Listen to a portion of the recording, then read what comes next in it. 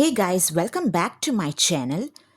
Today I am paying tribute to American folklore by bringing you my own creative twist on the legendary Appalachian Bell Witch. Now, most people think witches just wear black gowns, black hat, and dark lipstick, but according to the actual ghost stories from the 1800s, this famous spirit didn't wear a pointy hat at all. She was an invisible force that shapeshifted into strange creatures with glowing red eyes.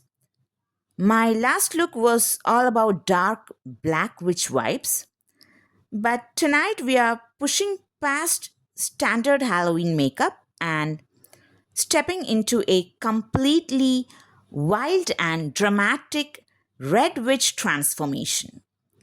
Grab your brushes because we are diving straight into this step-by-step tutorial right now. I'm starting by prepping my skin with Embryolisse moisturizer.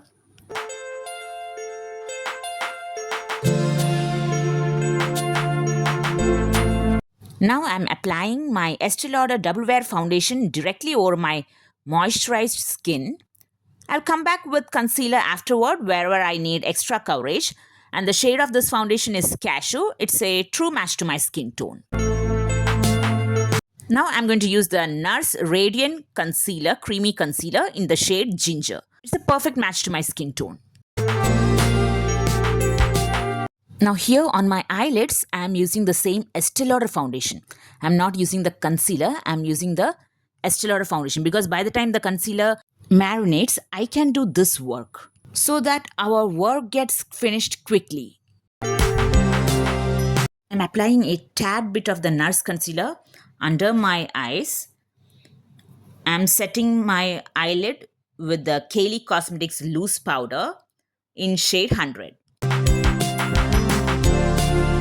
Now I'm going to set my entire face with the Kylie Cosmetics setting powder or the loose powder in the shade 100.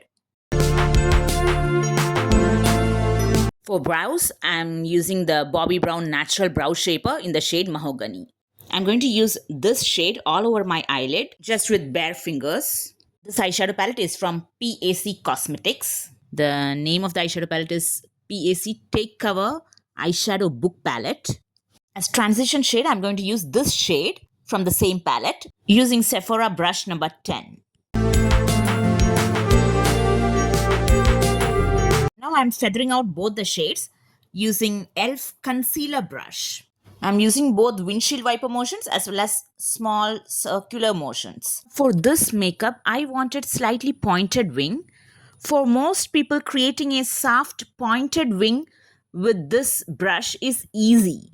But I have folds at the outer corner of my eyes, so that will definitely get messy. See, it has become messy. Now here's the technique I used to fix that and get a clean lifted wing. I'll show you that. Please keep watching. First, blend the color towards the hollow of the socket through the crease and out into the wing with the same brush. Initially use the windshield wiper motions and then small circular motions.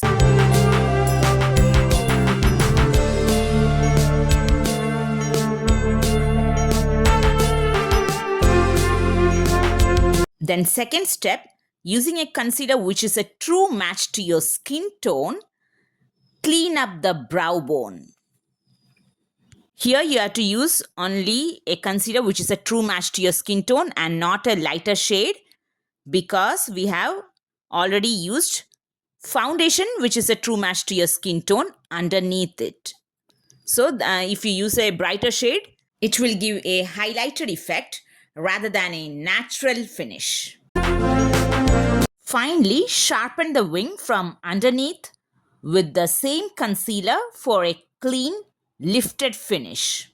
Having finished defining the wing, I am now cleaning the area beneath the sharpened edge by removing the eyeshadow with a Q-tip saturated with Estée Lauder eye makeup remover. I'm applying the foundation over there. You can also use a concealer and that too you can apply with a flat definer brush. If if your hands don't shake means like me, you can also use the beauty blender for this purpose. And don't forget to set that with setting powder. And now my face makeup is done, and that's why I'm setting it with setting spray. If you want to make any changes in the face makeup, don't use the setting spray in between. This lip balm is from Estee Lauder in the shade Love Crystal. I'm going to use this shade just below my lower lash line for that extra depth and dimension.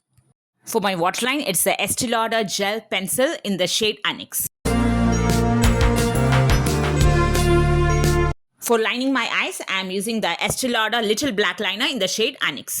Now it's Estee Lauder Sumptuous Extreme Lash Multiplying Volume Mascara. For highlighting the inner corners as well as my brow bone, I'm using the Benefit Cookie Highlighter. For contouring, it's the Character Cosmetics Pro Contour Powder Palette. This is the Prash P23 brush. If you're a beginner, please use this brush for forehead contouring. For nose contouring, I'm using the flat shader brush. A sharp contour is a defining feature of most witch makeup looks.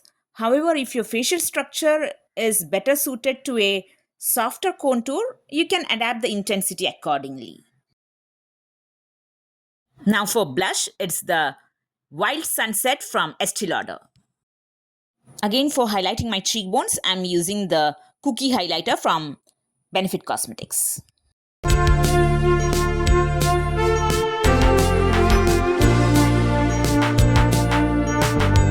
For lining my lips, I'm using the Chestnut shade from MAC Cosmetics. For lipstick, it's the Metro Red shade from Bobbi Brown. Finally, to lock my makeup, I'm using the Urban Decay All Nighter Setting Spray. And there you have it, our final unfiltered red Bell Witch transformation. I absolutely love how striking these bold red eyes and red lips look on camera. And those little skeleton earrings just pull the whole spooky vibe together perfectly. Who says we have to wait until October? Happy Summerween to all my early Halloween lovers out there. If you enjoyed this folklore transformation, please hit that like button, leave a comment letting me know if you prefer the red witch or the black witch, and subscribe with notifications turned on so you never miss any upload. Thank you so much for watching. Stay spooky and I'll see you all in the next video. Bye.